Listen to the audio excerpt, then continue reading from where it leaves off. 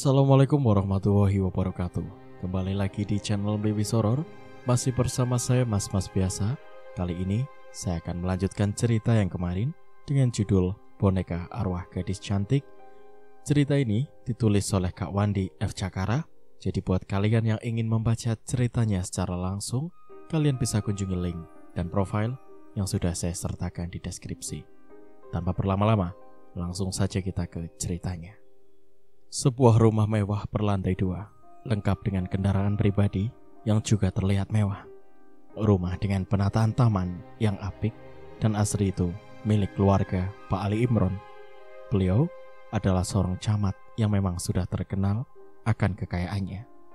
Siang itu, Ohim, Diki, dan Holil mengunjungi Rohmat yang katanya sedang dirawat di rumahnya akibat kecelakaan 2 hari yang lalu. Pemuda itu terjatuh dari motornya setelah menabrak sebatang pohon karena menghindari seorang pengendara sepeda. Kebetulan ibunya Rohmat tengah memangkas daun-daun kering pada tanaman hiasnya di halaman depan. Melihat ketika teman anaknya itu, ibu yang bernama Siti Romlah itu pun mempersilahkan ketiganya untuk masuk. "Masuklah, nanti ibu buatkan kopi ya," kata ibu camat tersebut. "Terima kasih, Bu," balas ketiganya serempak. Mereka pun menemui Rohmat yang tengah duduk di ruang tamu sambil bermain handphone. "Gimana keadaan lu, Bos?" tanya Ohim basa-basi. Ia melihat kaki sebelah bagian betis Rohmat dibalut perban dan ada bekas obat merah. "Lumayan, udah agak mendingan. Ngomong-ngomong, ada apaan sampai kalian kompak datang ke rumah gue?" balas Rohmat menyuruh mereka untuk duduk. Dan ibu camat membawa 3 cangkir kopi di atas baki dengan 1 kaleng biskuit. Kemudian meletakkannya di atas meja. "Nah, sambil ngobrol, silahkan diminum kopinya. Dan biskuitnya juga ya," ucap ibu camat. Lalu kembali ke halaman depan, melanjutkan pekerjaannya yang sempat tertunda tadi. Setelah ibu camat pergi, barulah Holil menceritakan kejadian yang ia alami semalam. "Lu gak bohong kan, Li? Gak ngarang ceritakan? Masa sih orang udah mati bisa datengin lo, terus pakai ngancem segala?" tanya Rohmat pada Holil setelah mendengar ceritanya. "Beneran, Bos, gue sampai ngompol di celana. Gue takut dan ngeri liat mukanya Helena yang hancur penuh dengan darah pokoknya. Amit-amit, jangan sampai ketemu dia lagi," sambung Holil kemudian. "Beneran, Bos, gue sama Diki semalam juga kena teror tuh sama si Helena. Ya berwujud gadis lain, rambutnya pendek dan kayak cewek tomboy gitulah. Gue sama Ohim iseng kan, gue cek cewek itu ke gudang. Pas mau kita gituin, ternyata dia itu berubah jadi tengkorak. Ya kita berdua kabur, gak sempat pingsan." Ohim juga ikut menceritakan kejadian semalam. Rohmat geleng-geleng kepala. Ia meradang mendengarkan cerita ketiga anak buahnya. "Wah, jadi kacau juga nih urusan. Gue sih gak takut kalau duel sama orang, tapi kalau udah sama yang beginian, gimana gue mesti ngadepinnya? Biar gue berani juga gak bakalan menang. Kan orang bilang kalau hantu itu sama juga dengan bayangan. Bisa kita lihat, tapi gak bisa kita sentuh. Dadah aja tuh si Alina. Udah koit masih aja gentayangan," komentar Rohmat. Ia menyulut rokok dan mengisapnya. Hal itu pun diikuti oleh ketiga anak buahnya. "Helena mau balas dendam, Bos. Dia ngancam kita, mau membunuh kita semua, dan memutilasi kita juga. Terus, apa perlu kita minta tolong sama dukun buat ngusir itu hantunya si Helena?" tanya Rohmat mencari solusi. "Jangan, Bos. Nanti orang akan tahu kalau kita yang udah ngabisin keluarganya Helena." "Ya juga sih. Jadi apa yang harus kita lakukan sekarang?" Pertanyaan terakhir Rohmat tak satu pun yang dapat menanggapi. Mereka lebih baik menikmati kopi dan asap rokok, mungkin juga sambil berpikir. Sandiaga merasa jenuh untuk tinggal sendirian di dalam rumah yang sudah tak terurus, penuh debu dan bau apek. Sebenarnya ia ingin keluar untuk mencari udara segar, tapi ia khawatir akan kecurigaan orang sekitar rumah itu. Warga pasti akan mengira kalau Sandiaga adalah seorang residivis atau TPO yang bersembunyi. Apalagi siang ini terlihat banyak orang lalu lalang di jalan depan rumah itu. Berkali-kali ia memanggil Helena dengan pelan, namun tak kemana gadis itu sejak semalam belum juga pulang. Akhirnya, Sandiaga memaksakan diri untuk keluar rumah melalui pintu belakang. Untuk beberapa saat, ia mengawasi keadaan sekitar yang memang nampak sepi. Dengan cepat, ia menuju warung makan dan memesan nasi dengan lauk pauk. Sandi meminta makanan itu dibungkus saja. Setelah itu, ia juga membeli kopi, rokok, dan cemilan lainnya. Sehabis maghrib, barulah Helena kembali. Ia mengatakan habis ke kampungnya untuk berziarah ke makam orang tuanya. Sekarang aku sudah membuat mereka stres. Tinggal menunggu saat yang tepat untuk menghabisi mereka satu persatu. Aku ingin membuat Rohmat menjadi gila lebih dulu sebelum aku mengambil nyawanya. Apa kamu punya keberanian untuk sekedar bertarung? Biar nanti aku yang menyelesaikannya. Bertarung? Maksud kamu duel gitu? Tanya Sandiaga. Iya, kamu harus bisa memancing mereka satu persatu. Kalau kamu berani, kita mulai misi kita ini nanti setelah agak malam. Lanjut Helena. Boleh, kebetulan juga dulu aku punya hobi berkelahi, jadi gak masalah. Setelah itu, mereka mulai mengatur siasat. Helena akan melihat siapa saja dari keempat orang pembunuh itu yang kebetulan sedang sendirian. Helena, tanpa menampakkan wujudnya, ia menyusuri tempat-tempat yang biasa menjadi tongkrongan Rohmat CS. Dan ketika ia melewati sebuah jalan kecil, ia melihat pemuda yang bernama Holil sedang memalak seseorang. Holil mengancam lelaki parubaya dengan sebilah pisau dalam genggaman tangannya. Udah deh, lebih baik abang serahkan dompet atau HP abang, daripada gue kehabisan rasa sabar terus abang gue kirim ke akhirat. Perintah Holil yang tentu saja membuat lelaki itu ketakutan dan terpaksa menyerahkan dompet yang berisi uang serta kartu identitas dan kartu lainnya. Nah begitu, lebih bagus. Udah sana pergi, kata Holil mencium dompet itu. Lelaki itu pun pergi dengan perasaan kesal. Namun untuk melawan ia harus berpikir 1000 kali. Masalahnya Holil membawa senjata, dan biasanya orang seperti itu punya sifat nekat. Helena segera kembali menemui Sandiaga dan langsung mengajaknya ke tempat Holil tadi beraksi. Sandiaga berpura-pura seperti sedang kebingungan. Sesekali ia menurunkan tas di punggungnya. Ia juga sengaja membuka dompet dan menghitung uang kertas ratusan ribu dalam jumlah yang lumayan banyak. Holil memperhatikan kegelisahan Sandiaga. Pikirannya langsung tertuju pada isi dompet Sandi. Ia pun mendekati Sandi dengan berpura-pura bertanya. Abang mau kemana? Tanya Holil, matanya tajam mengawasi keadaan sekitar. Saya mau ke kampung Rawa Semut, tapi dari tadi saya lihat kok gak ada ojek ya, jawab Sandiaga menjelaskan. Oh itu gampang, ntar gue antar pakai motor gue, tapi ada syaratnya. Apa syaratnya bang? Lu serahin dompet lu dulu. Gak bisa gitu dong bang. Abang minta berapa terus antar saya, baru saya bayar. Lu mau ngelawan? Gue ini bukan tukang ojek ya, pakai tawar-nawar. Kalau gue minta dompet ya lu mesti serahin. Kalau enggak. Selesai berkata begitu, Holil mengambil sebilah pisau yang ia simpan di belakang pinggangnya.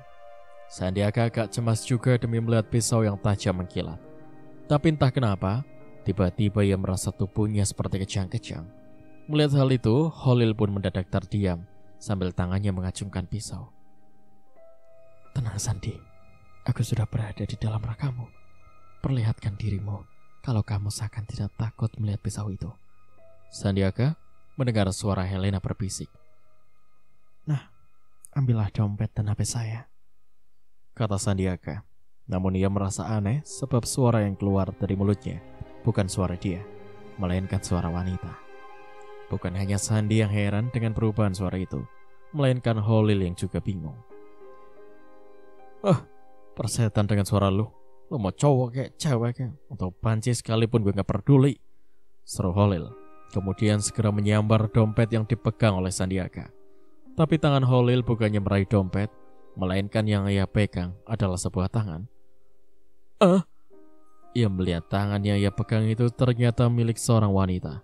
Dari telapak hingga batas potongan bahu itu penuh dengan darah. Setan! Teriaknya berusaha untuk lari. Namun Sandiaga mengambil sebongkah batu yang ada di sampingnya. Batu yang lumayan besar itu dihantamkan Sandi ke kepala Holil, hingga pemuda itu tersungkur. Ampun, jangan sakiti gue.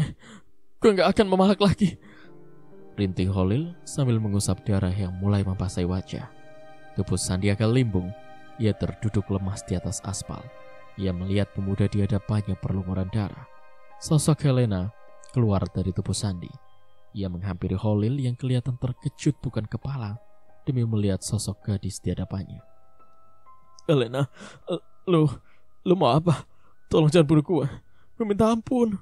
Gue janji bakal jadi orang baik-baik lagi. Lagian, Rohmat yang nyuruh gue ngerampok dan membunuh orang tua lu. Ampunin gue, Helena. Holil meratap meminta belas kasih. Apa lu punya rasa kasihan waktu membunuh orang tua gue? Apa lu punya rasa kasihan waktu gue minta ampun saat lu membantai gue? Semua terlambat, Holil. Holil pun menangis menyesali perbuatannya. Namun penyesalan itu sudah terlambat, sebab maut sudah di depan matanya. Helena menghilang dalam sekejap. Tas besar yang ada di bawah dekat kaki Sandiaga pun perlahan terbuka dengan sendirinya. Mata Holil terbelalak lebar saat melihat sebuah boneka yang keluar dari dalam tas yang tadi dibawa Sandiaga.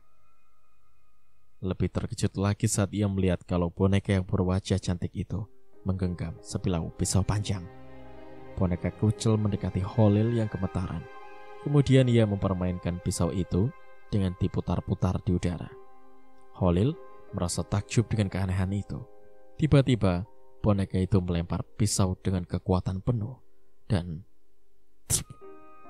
pisau tepat menancap mengenai dada Holil. Pemuda itu meraung kesakitan sambil melihat pisau yang tertancap. Kucel menarik pisau dari dada Holil dan ia dengan beringas menggorok leher pemuda tadi. Sandiaga benar-benar merasa mual. Ia bahkan sampai muntah melihat kekejaman Kucel yang telah begitu beringas. Ia tanpa ampun memotong setiap sendi pemuda itu. Peristiwa naas yang dialami Holil menjadi perbincangan warga. Pasalnya Holil meninggal dengan keadaan yang sangat mengerikan. Ia bukan saja dibunuh lalu dimutilasi, melainkan semua daging pemuda itu dicincang seperti abon. Dan hal itu tentu saja membuat Rohmat serta kedua temannya, yaitu Ohim dan Diki, sekarang dilanda ketakutan yang luar biasa. Ketiga pemuda itu merasa kalau mereka harus melarikan diri dari kejaran arwah Helena. Tapi mau kabur kemana? Toh yang namanya arwah akan selalu tahu dimanapun mereka bersembunyi. Karena waktu dan tempat bagi arwah adalah sebuah perbedaan kecil. Tak ada jarang dan rentang yang panjang. Semua bisa terlihat dan tercium oleh arwah, sekalipun mereka bersembunyi ke lubang semut. Diki memilih untuk tinggal di rumah saja, mengurusi ayam jago peliharaannya. Ia sudah tak lagi berani keluar di malam hari, sekalipun ada keperluan yang tak bisa ia tunda. Tapi ia sama sekali tidak menyadari kalau ternyata arwah Helena sering melihatnya dengan tidak menunjukkan keberadaannya. Helena dapat bergerak sebebas mungkin tanpa wujudnya sebagai manusia. Helena juga mendatangi kediaman keluarga Pak Camat. Ia sempat mengagumi keindahan arsitektur rumah berlantai 2 itu. Rumah Pak Camat memang besar dan megah. Pantas saja kalau anaknya yang bernama Rohmat selalu membanggakan kalau orang tuanya adalah orang paling kaya di wilayah itu. Tapi aku akan mengakhiri segala kemewahan dan kejayaan keluarga kalian, Rohmat. Akan aku balas semua rasa sakit hatiku dan kedua orang tuaku, kata Helena dalam hatinya. Ia memandangi wajah Rohmat yang tengah meringis menahan sakit akibat kecelakaan motor kemarin. Sandiaga memperhatikan Helena yang tertidur nyenyak layaknya seorang manusia yang kelelahan. Sebenarnya ia ingin membangunkan gadis itu, namun niatnya urung, mengingat kalau Helena juga butuh istirahat. Namun yang menjadi beban pikirannya ialah kedua orang tuanya mungkin tengah menunggu kepulangannya. Ia berjanji paling tidak 2 hari berada di Jakarta. Tapi malam nanti sudah memasuki malam kedua, sementara Helena masih harus terus melampiaskan dendam yang belum ia tuntaskan. Menjelang jam 9 malam, Helena pun terbangun dari tidurnya. Ia menutupi wajahnya karena merasa malu dipandangi oleh Sandiaga. "Aku tidur lama banget ya?" tanyanya. "Lumayan, malah pakai ngorok segala," balas Sandi. "Kamu sudah makan belum?" "Belum, nanti aja deh, sekalian keluar." "Emang kamu punya rencana keluar?" "Bukan aku, tapi kamu. Apa rencana kamu malam ini?" "Ada sih, aku ingin membakar gudang yang penuh maksiat itu, gudang yang telah merenggut nyawaku. Tapi aku ingin ada salah satu seorang dari mereka di dalamnya. Bagaimana cara memancing mereka untuk ada di dalam gudang tersebut?" ucap Helena sembari berpikir. Sandiaga pun ikut memikirkan cara agar bisa membawa salah seorang dari mereka. Sampai akhirnya ia menemukan cara. "Begini saja, kita harus mencari motor, bukan mencuri, tapi pinjam atau izin. Lalu kita membeli bensin. Setelah itu, kamu tunjukkan di mana gudang padi itu. Aku menunggu kamu di sana. Sementara kamu harus bisa meyakinkan siapa saja bahwa ada orang yang masuk ke dalam gudang. Bilang mungkin maling." Oke, aku tahu maksud kamu. Sekarang kita keluar mencari motor. Jangan lupa kamu makan dulu, biar gak pingsan. Dan satu lagi, bawa si kucel." "Siap."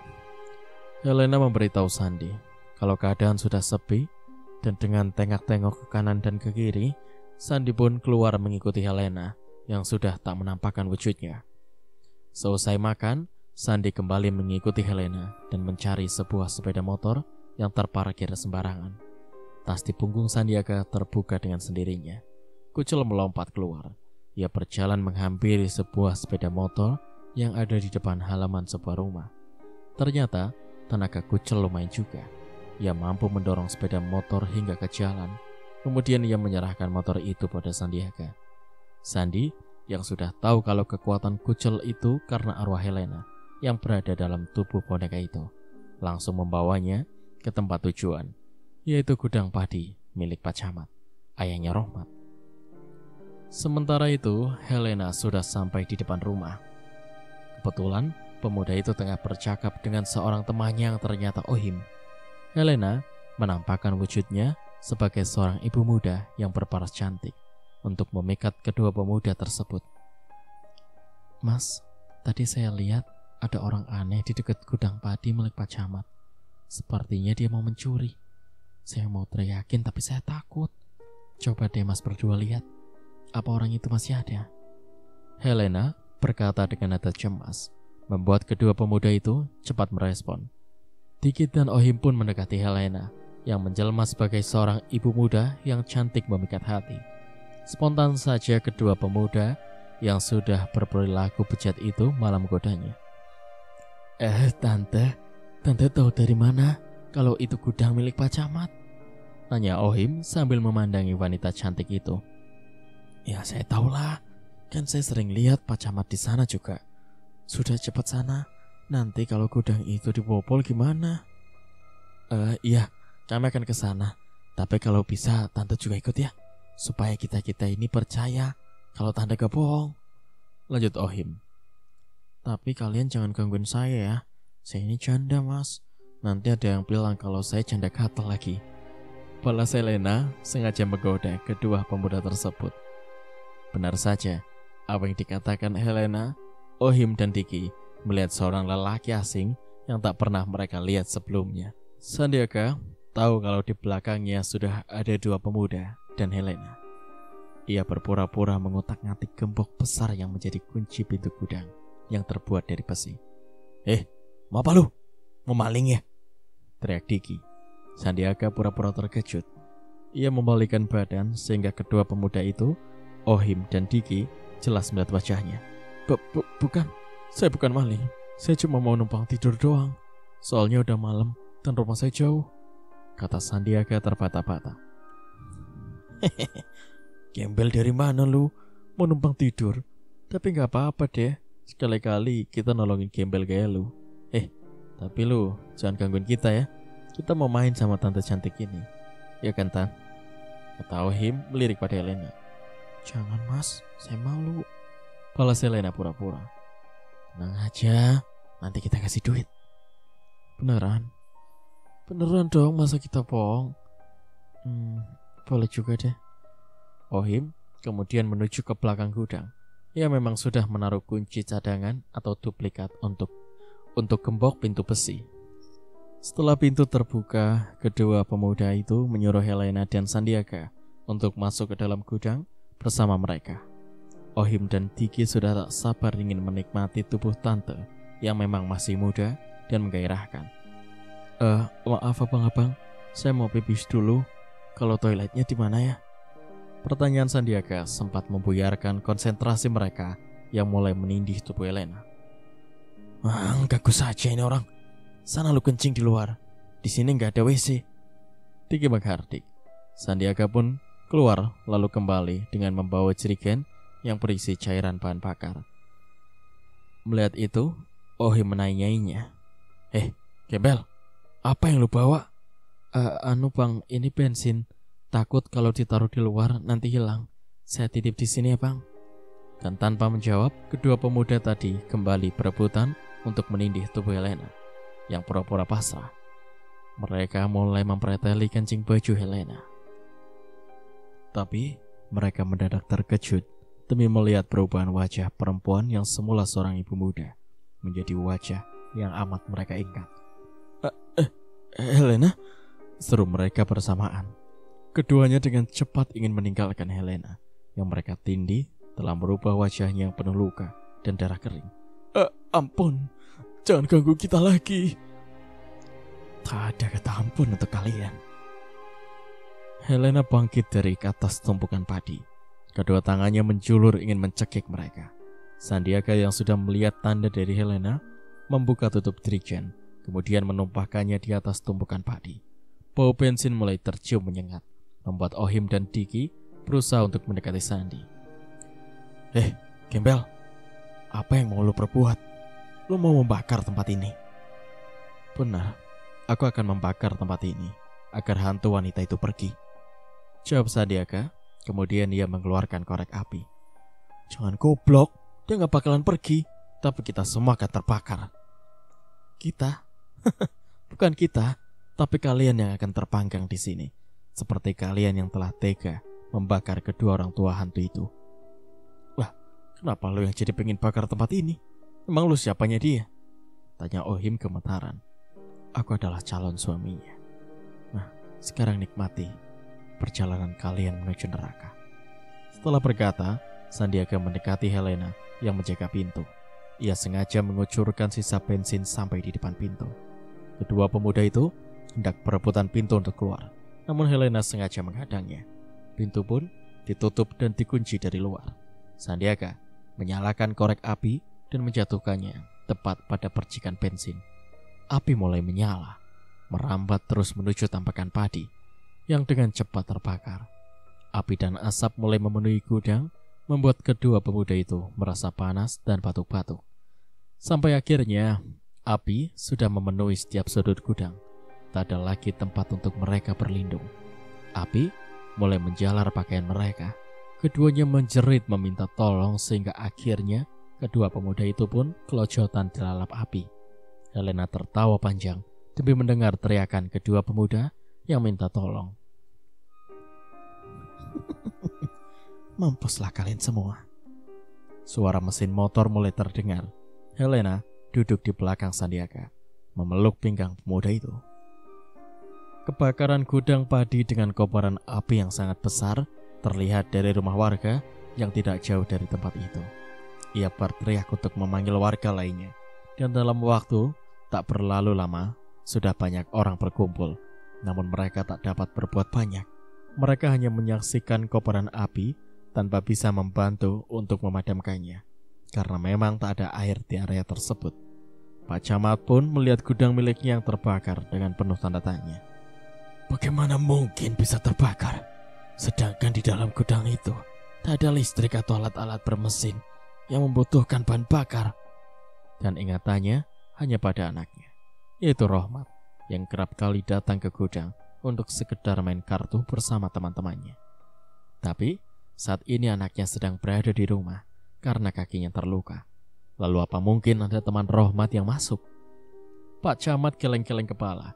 Ia tak bisa menduga kalau ada teman anaknya yang masuk. Sebab ia melihat jika pintu yang terbuat dari plat besi itu masih dalam keadaan terkunci dengan gembok.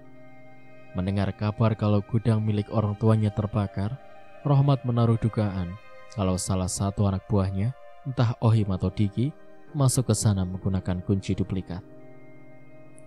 Terus mau ngapain mereka masuk ke sana tanpa izin sama gue? Keterlaluan mereka, sungut Rohmat. Besok gue mesti nemuin mereka berdua. Lanjutnya, namun pagi itu, sebelum Rohmat sempat mendatangi rumah anak buahnya, ia dikejutkan dengan kabar tentang penemuan 2 orang yang hangus terbakar di dalam gudang. Ya, beberapa orang penasaran ingin melihat bekas kebakaran setelah api padam dan gembok terbuka karena hawa panas. Mereka menemukan 2 sosok yang diduga laki-laki yang sudah kosong, dan setelah mereka lihat itu, lalu melaporkan pada ketua RT setempat. Kemudian, para keluarga korban pun mengakui kalau kedua korban itu adalah keluarga mereka yang semalam entah pergi kemana. Helena benar-benar ingin menghabisi semuanya. Tinggal gue yang masih selamat. Apa lebih baik gue minta sama bokap gue buat nyariin orang pintar untuk melindunginya? Tapi gue pasti ketahuan kalau gue yang udah ngabisin keluarga dan juga Helena. Rohmat memeras otaknya untuk mencari perlindungan akan keselamatan dirinya dari kejaran arwah Helena yang menuntut balas atas kematiannya. Rohmat belum sempat meminta bantuan ayahnya, dan sampai malam pikirannya terus berputar-putar tentang Helena yang telah membuktikan ancaman untuk mengakhiri kebejatan diri dan ketiga temannya.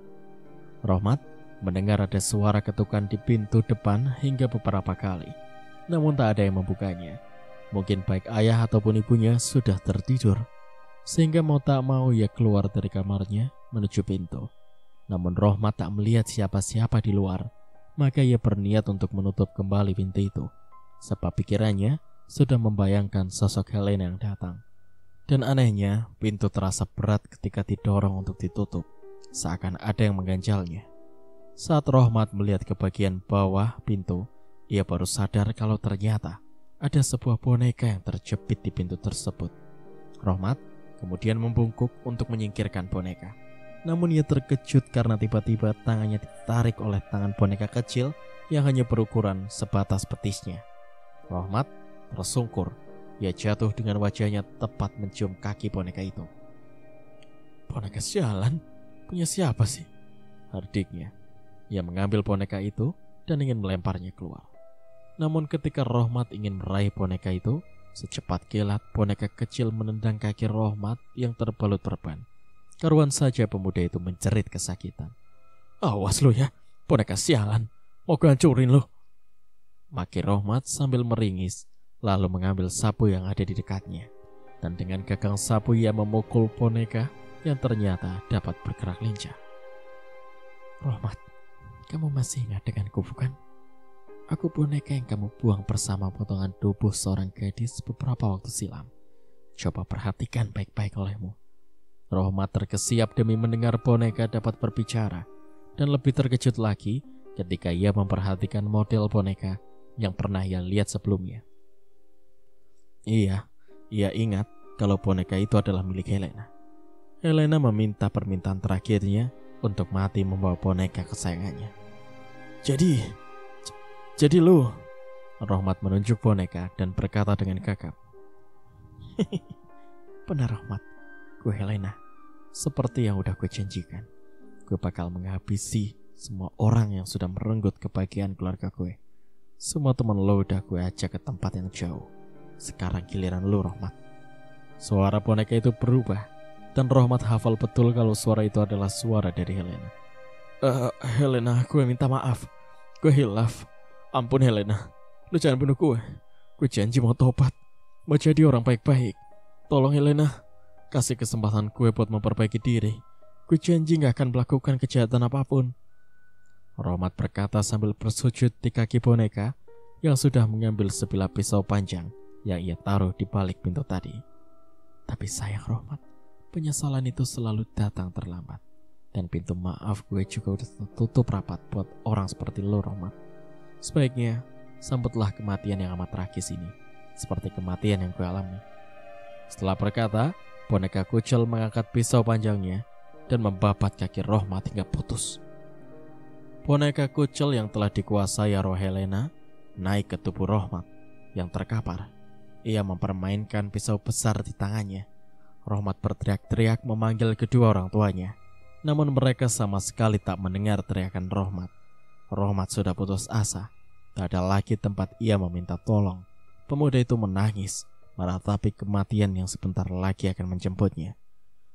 Gue gak akan langsung ngebunuh lo Rohmat. Gue mau lihat dulu, apa lo sanggup bertahan saat menerima dan merasakan betapa sakitnya ketika anggota badan lo terpisah satu demi satu. Seperti waktu lo misa-misain anggota tubuh gue. Jangan Helena, jangan. Tolong kasih gue kesempatan. Rengek Rohmat, matanya membelalak lebar melihat boneka yang menari-nari di atas perutnya. Lu takut menghadapi kematian Rohmat. Tapi setakut apapun, kematian akan datang menjemputmu. Kembali, boneka tertawa-tawa lalu ia mengayunkan pisau panjang, menebas leher Rohmat hingga putus. Rohmat sudah tak sempat lagi untuk berteriak. Kepala pemuda itu sudah terpisah dari tubuhnya dengan mata yang terbeliak.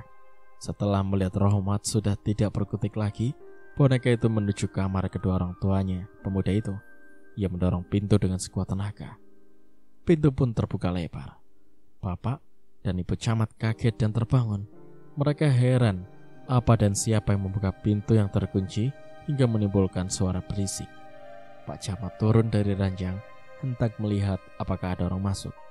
Namun sebelum itu, ia melihat sebuah boneka berukuran sebatas betis sudah berdiri di ambang pintu dengan sebilah pisau di tangannya. Kedua orang tua itu merasa heran melihat ada boneka di rumah mereka, sebab mereka tak merasa memilikinya. Selamat malam, Bapak dan Ibu Camat yang terhormat. Perkenalkan, nama saya adalah Helena, yang menjadi korban kebiadaban anak kalian, beserta ketiga anak buahnya. Sebelum saya diperkosa dan dibantai dengan memotong tubuh saya, mereka terlebih dahulu merampok dan membakar rumah keluarga saya, sehingga mengakibatkan kedua orang tua saya tewas terbakar. Jadi Bapak dan Ibu tidak usah sedih jika merasa kehilangan anak manja kesayangan kalian, sebab ia sudah saya hukum sesuai perbuatannya. Saya juga sudah menghabisi ketiga temannya dan membakar gudang padi milik kalian. Kedua orang tua itu seakan tidak percaya demi mendengar boneka itu dapat berbicara. Mereka tak memperdulikannya dan segera mencari anaknya. Mereka berdua terkesiap, terkejut bukan main melihat tubuh anaknya telah tercerai-berai dengan darah yang membanjiri lantai. Bahkan Ibu Camat jatuh tak sadarkan diri. Rohmat, jadi selama ini kamulah yang melakukan semua itu. Rohmat anakku, ternyata cinta kamu terhadap gadis itu membuat kamu gelap mata, kata Pak Camat dengan histeris. Menangislah Pak Camat, karena ini adalah tangisanmu yang terakhir sebelum kamu juga menyusul anak kamu. Pak Camat menengok ke belakang. Boneka kucel sudah berdiri dengan sebelah tangannya memegang sebilah pisau. Apa maksud kamu boneka jelek? Tanya Pak Lurah dengan rasa tak percaya melihat jasad anaknya. Maksudku akan membakar rumah ini dengan kalian berdua di dalamnya, sama seperti saat Rohmat membakar rumah dan menewaskan kedua orang tuaku. Setelah berkata, boneka itu memanggil Sandiaga yang sudah menunggu dengan bersembunyi di taman. Sandiaga yang sudah tahu isyarat dari Helena segera mengambil jerigen berisi bahan bakar. Mandikan kedua orang terhormat ini agar mereka merasakan rasanya menjadi daging terpanggang. Tawa Helena membuat Pak Camat semakin panik. Apalagi setelah Sandiaga membuka tutup jerigen dan mulai menuang isinya ke tubuh istrinya. Jangan lakukan itu, teriakan Pak Camat tak dihiraukan oleh Sandiaga. Setelah isi jerigen itu tinggal sedikit, ia pun keluar disusul boneka kucel. Dan Sandiaga menuangkan cairan bensin itu ke celah pintu agar mengalir ke dalam rumah. Sandiaka mengambil korek api dari kantung jaketnya, kemudian menyalakan dan menjatuhkannya tepat di lantai yang terdapat genangan bahan bakar. Api mulai menyala dan dengan cepat menerobos celah pintu mengikuti tetesan bahan bakar tadi.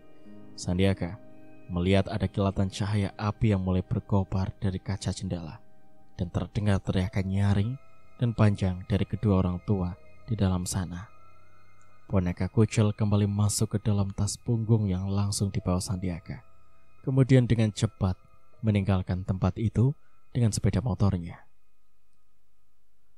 Matahari baru saja terbenam di sebelah barat. Sandiaka mengetuk pintu rumahnya dan mengucap salam. Tak berselang lama, Ambu keluar. "Sandi, kenapa sampai lama di Jakarta? Pasti kamu mampir ke rumah teman dulu ya?" tanya Ambu sambil mengambil oleh-oleh yang dibawa Sandi yang sempat ia beli di perjalanan. "Tapi kenapa baju kamu bau bensin?" lanjut Ambu. Iya, Sandi kebetulan bantuin teman benerin motornya yang rusak." "Apa mana?" Sandi balik tanya. "Apa teh menghadiri tahlilan di rumah mamang kamu? Anaknya Jazauda yang masih bayi meninggal tadi siang. Sudah, sana kamu bersihkan badan dulu, terus makan.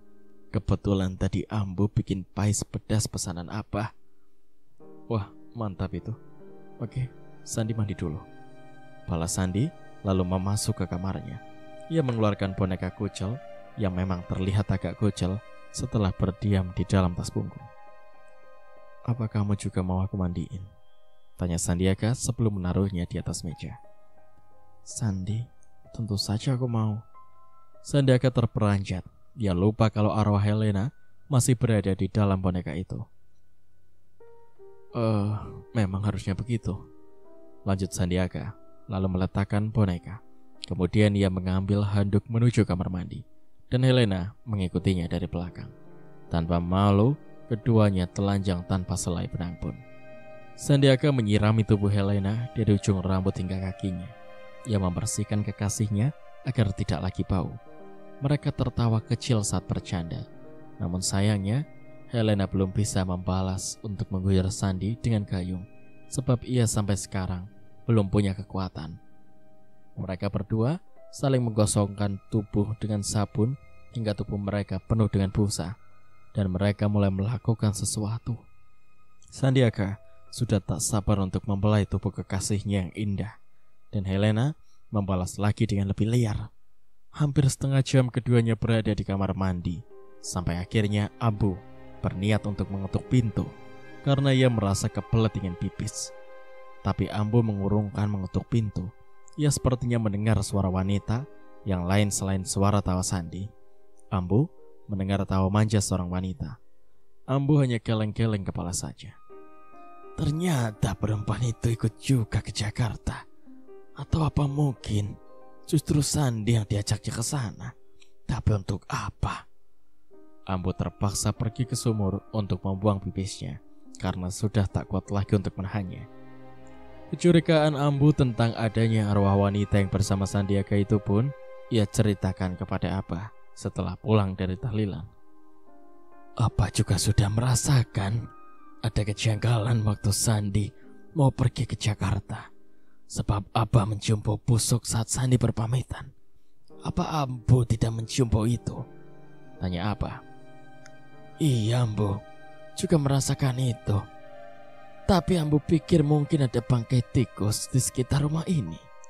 Hanya Ambu curiga kalau melihat Sandi sering melirik ke sampingnya, seakan tengah melirik seseorang. Abah jadi penasaran, ingin melihat wujud perempuan itu.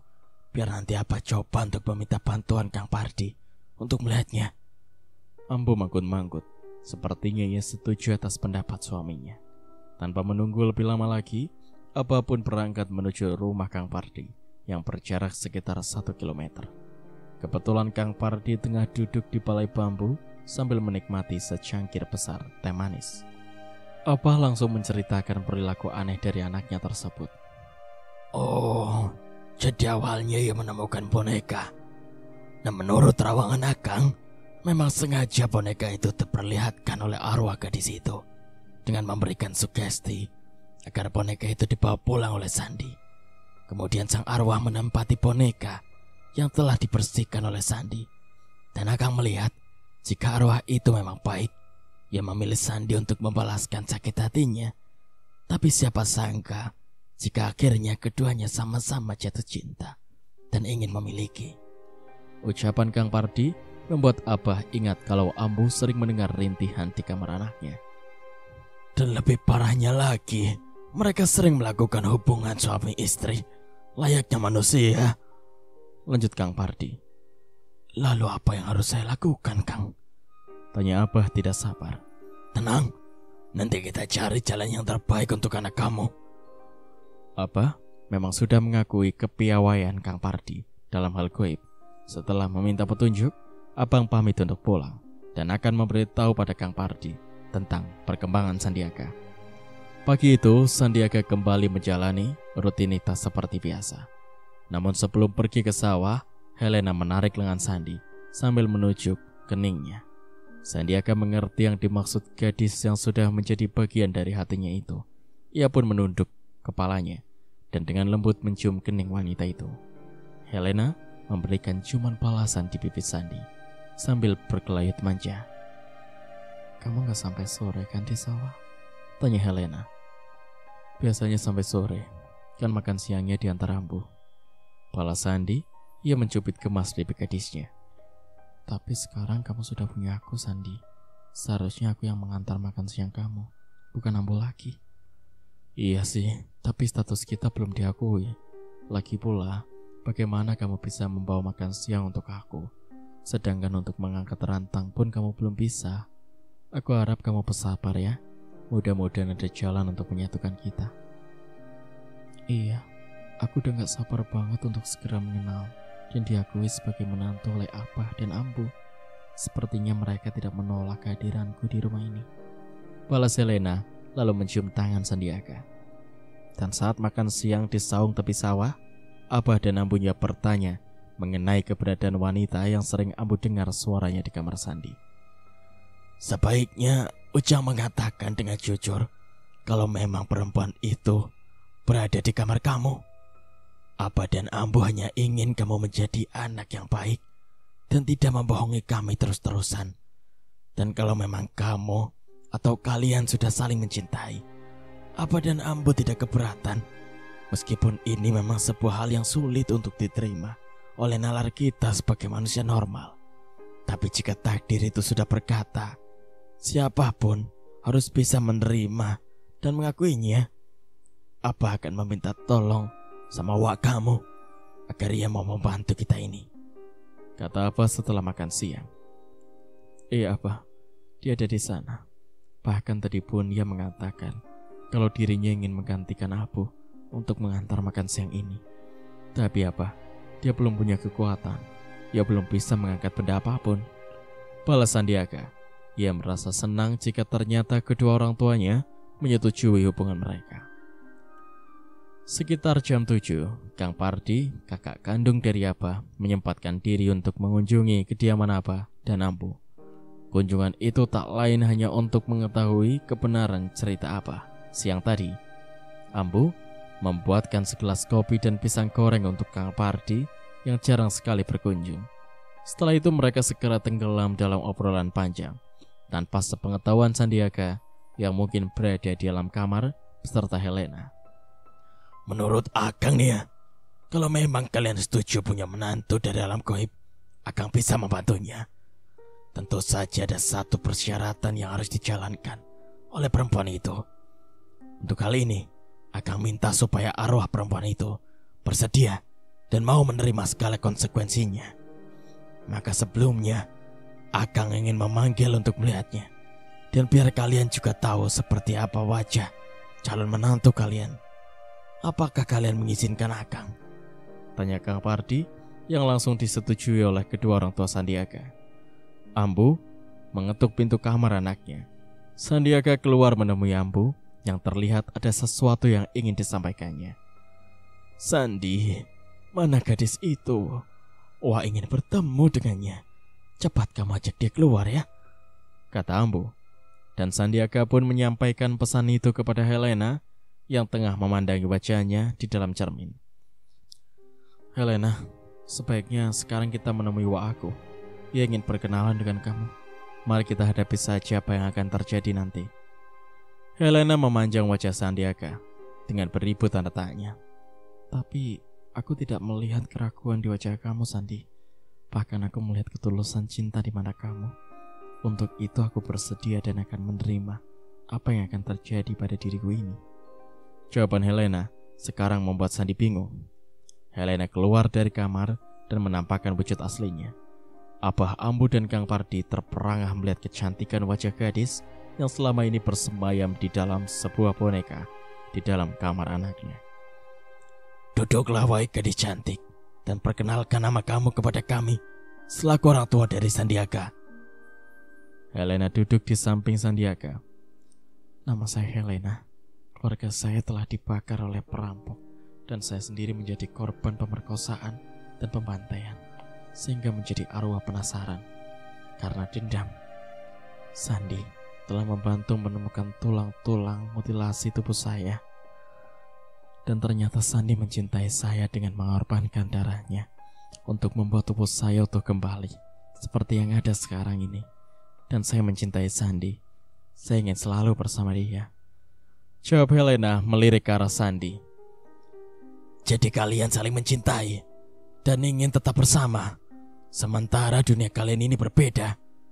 Tanya Kang Pardi kemudian. Jika memang sudah harus begitu, itu tidak masalah. Saya akan tetap tinggal di rumah ini bersama Sandiaga. Bukan begitu, sayang?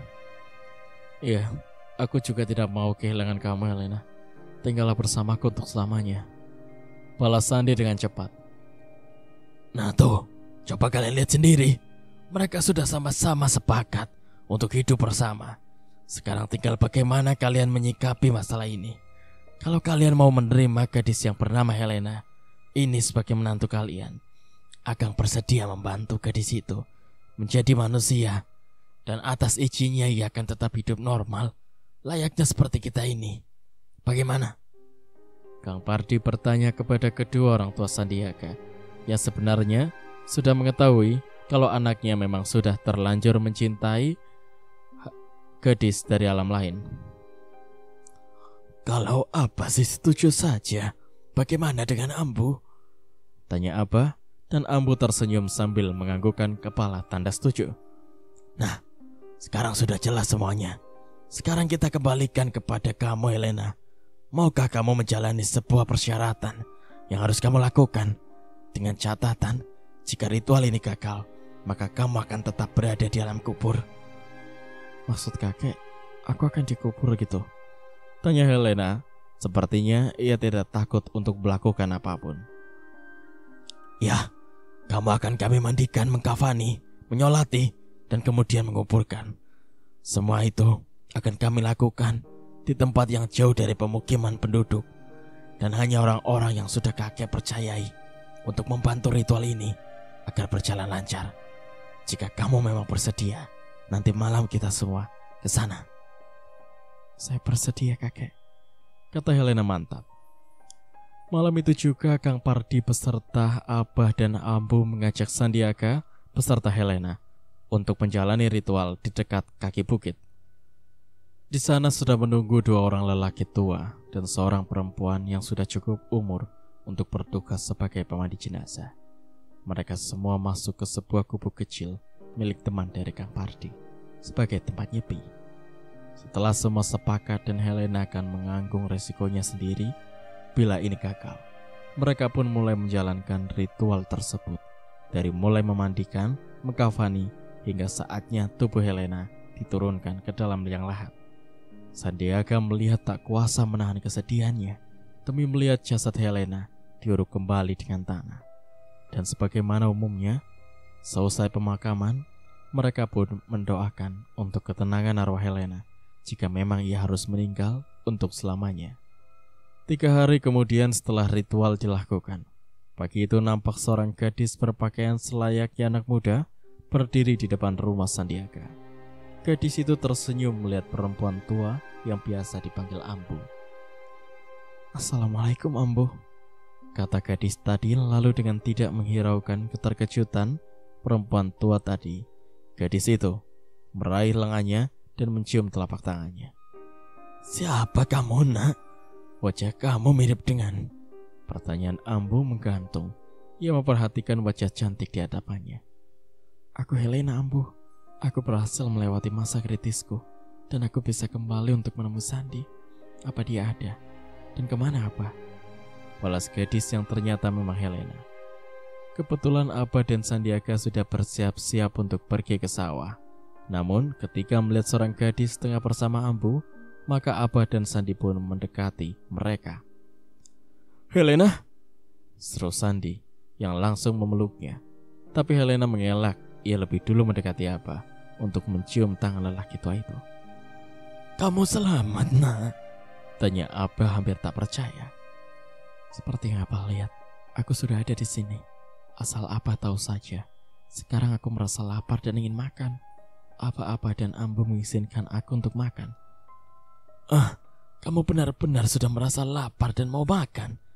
Ayo kita lihat jalan menantu kita ini bisa makan dan minum. Abah menarik Ambu dan Helena menuju ruang makan. Dan benar saja, Helena menyantap hidangan itu dengan lahapnya. Bahkan ia juga menikmati pedasnya sambal ulek Ambu. Sekarang semua percaya kalau Helena sudah berhasil menjalani ritual yang membuatnya dapat hidup kembali menjadi manusia seutuhnya, lengkap dengan segala kelebihan dan kekurangannya. Dan tanpa menunggu waktu yang lama lagi, keesokan harinya, kedua orang tua Sandiaga memanggil naib atau penghulu untuk segera menikahkan anak satu-satunya dengan gadis yang bernama Helena, dengan disaksikan kerabat dekat dan tetangga mereka. Setelah 1 minggu pernikahan, Helena mengajak Sandiaga berziarah ke makam orang tuanya, sekaligus menyambangi nenek dan bibinya. Helena memperkenalkan Sandiaga sebagai suaminya, dan ia meminta butiran intan yang ia titipkan dulu. Helena mengambil 2 butir intan itu. Sebutir lagi ia berikan kepada bibinya untuk menjualnya, agar bibi dan neneknya tak perlu bekerja lagi. Dengan 2 butir intan itulah, Helena akan membangun rumah mewah yang seperti rumahnya dulu. Impian dan harapan kedua insan itu pun terwujud. Mereka hidup dengan keadaan serba kecukupan. Abah tak lagi perlu turun ke sawah, karena Sandiaga telah merekrut beberapa orang pekerja untuk pertanian dan juga untuk bisnis lainnya. Kebahagiaan keluarga Sandiaga pun bertambah saat Helena melahirkan seorang putri cantik yang diberi nama Herlina. Baik Abah atau Ambu, setiap saat hanya menimang cucu kebanggaan mereka. Tangisnya bayi ternyata membuat hidup terasa indah di tengah keluarga. Mereka saling berebutan untuk lebih cepat menolong, menghentikan suara tangis si kecil. Tidak peduli mereka akan naik turun tangga, karena memang rumah mereka kini sudah dibangun dengan 2 lantai. Cerita pun berakhir. Bagaimana pendapat kalian tentang cerita kali ini? Sebelumnya saya ucapkan banyak-banyak terima kasih kepada Kak Wandi F. Cakara yang sudah mengizinkan saya untuk membacakan ceritanya.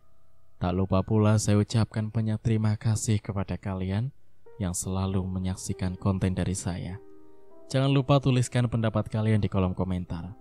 Jangan lupa like, share, dan subscribe channel ini agar saya semakin semangat untuk membacakan cerita di konten selanjutnya. Sekian dari saya. Wassalamualaikum warahmatullahi wabarakatuh.